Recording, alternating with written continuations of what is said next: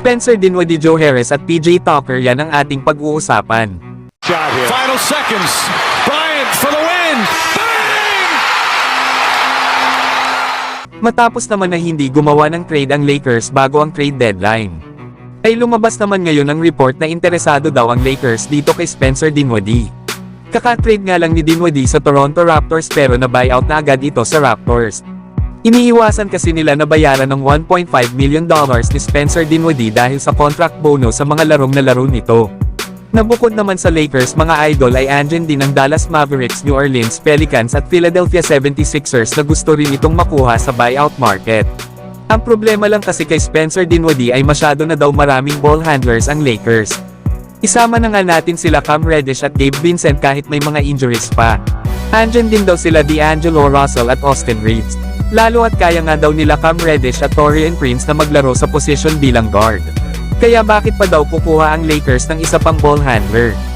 Ang isa pang problema ng Lakers kapag kinuha nila si Spencer Dinwiddie, ay bagsak ang average nito ngayong season, na bumaba nga sa 12 points ang nagagawa nito per game. Ito ang pinakamababa ni Dinwiddie since 2017-2018 season. Habang meron din itong 39% shooting sa field at 32% naman beyond the arc, na mababa nga ito sa kanyang career average. Kaya dapat pag-isipan mabuti ng Lakers kung dapat pa ba nilang kunin ang isang ball handler na si Spencer Dinwiddie sa buyout market. Samantalang ito naman ang iba pang players na maaaring kunin ng Lakers sa buyout market. Nandyan nga si Joe Harris na isa ng free agent. Ito ay matapos siyang i-waive ng Detroit Pistons pagkatapos matrade sila Alec Burks at Bojan Bogdanovic sa New York Knicks.